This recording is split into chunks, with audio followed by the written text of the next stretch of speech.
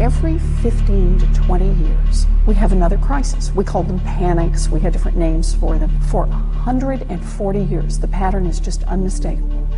Then we hit the Great Depression. And coming out of the Great Depression, we put 3 new regulations in place. Glass-Steagall, which divides our community banks from the Wall Street investment banks, FDIC insurance, and some SEC regulations so you can invest on Wall Street and they can't cheat you too directly.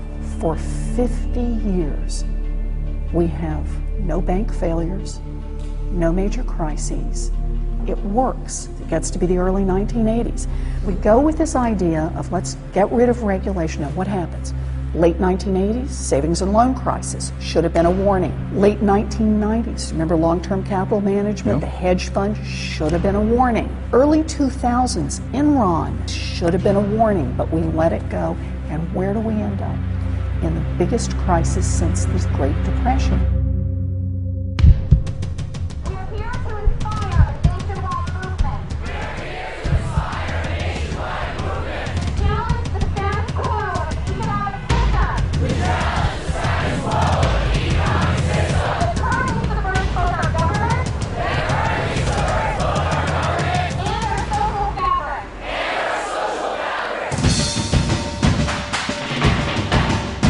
The fusing together of the idea of banking with inherently risky, speculative activity is, in my judgment, unwise. And we are deliberately and certainly with this legislation moving towards inheriting much greater risk in our financial services industries. We will, in 10 years' time, look back and say we should not have done that because we forgot the lessons of the past.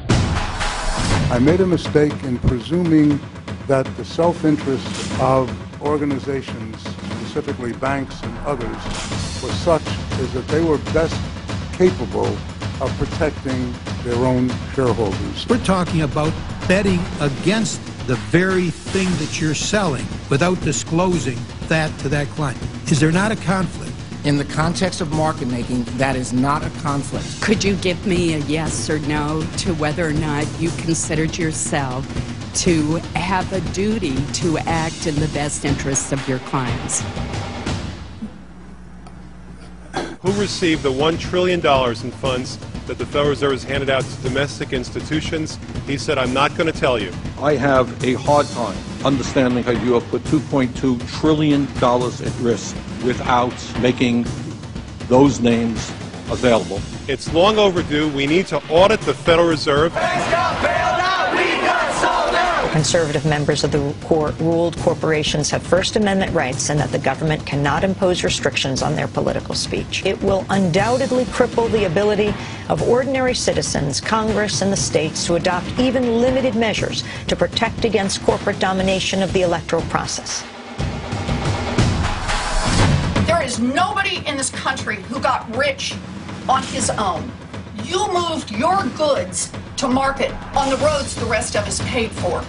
You hired workers the rest of us paid to educate. You built a factory and it turned into something terrific or a great idea. Keep a big hunk of it. But part of the underlying social contract is you take a hunk of that and pay forward for the next kid who comes along.